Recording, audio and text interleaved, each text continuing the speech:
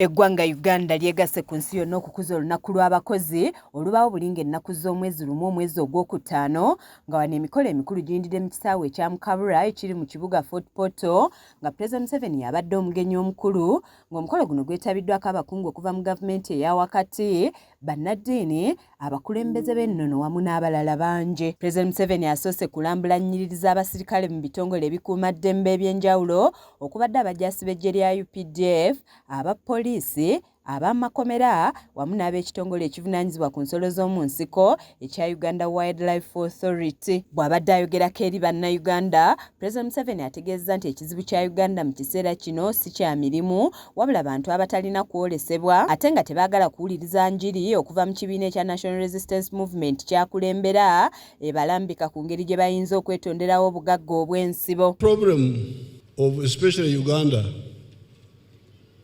under the NRM now is not jobs but attitude. President agamba nti okuva mu mwaka gwa 1996 azze abuulira bannayuganda enjiri y'okutondawo obugagga obw'ensibo nga bayita mu bulunzi n'obulimi nga singa kino baakigoberera kyandibadde kibasobozesa okwetonderawo emirimu nga n'obwavu kati bwandibadde lufumo. 1996 Uganda had sort of stabilized, and in our campaign manifesto we advised people what to do to get out of poverty. And we advised you on the 4 acres model. Tukabagambira nti abaine itaka ritoito mukozesa amagezi ga hikiina. Agamba nti singa abantu beeyambisa ettaka lye tulina eringi abavuka bandibadde tebeeyunira mawanga g'abawalabu kunoonya mirimu gye babonaabonera kuba emirimu wano weegiri mingi nga giva mu bugagga obuba butondeddwawo. Calculator there would need 300 million jobs. You'll have more jobs than all the population of East Africa. So don't tell me about lack of jobs.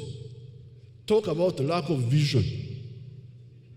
Alagidde abakungu mu gavumenti abakwatibwako ensonga okukendeeza ku bbeeyi y'amasannyalaze n'ebyentambula nga kino balina okukikola nga bongera ku nsimbi ezissibwa mu banka eya Uganda Development Bank ku nsonga y'obutale obumaamiddwa baayise abaluvu ategeezezza nti wakuginoonyerezaako era bafuumuulwemu kuba obwo bwazimbirwa bamufunampola basobole okwekulaakulanya. Akkaatirizza nti wakusisinkana abasuubuzi ng'ennaku z'omwezi 7 omwezi guno n'aweera empoozi eggyibwa ku balimi ababa batwala ebirime byabwe mu kibuga okusobola okufuna ensimbi. Ye minisita omubezi ow'abakozi Honorable Esther Davina Anyakun nga yakiikiridde minisita Betty Among asiimye President Museveni olw'okufissa akadde ne yeetaba ku mukolo guno ekiraga okwewaayo kwe eri embeera z'abakozi. Honor and celebrate your work, dedication and unwavering commitment.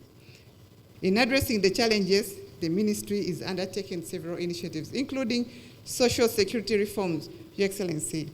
The reforms in the National Social Security Fund have not only enhanced the fund's performance, but also improved access to members' savings. Ate ye ssentebe w'ekibiina omwegattira bannyini kampani eziwa bannayuganda emirimu ekya Federation of Uganda Employers nga Engineer Silver Mugisha asiimye banne olw'okutonderawo bannayuganda emirimu ekiyambye okukyusa embeera zaabwe ne be balabirira. Employers play a pivotal role in the socio-economic transformation of our country through investment in the provision of goods and services, besides being the principal taxpayers which taxes finance public service and socio-economic infrastructure development. We therefore reaffirm our commitment to upholding the principle of social justice for which ILO was founded through enhancing decent work for sustainable development. To prioritize the well-being of employees and creation of a workplace environment in which employees can feel safe, engaged, inspired and productive. Nzanet Namatovu ku lwa KSTV agaleero.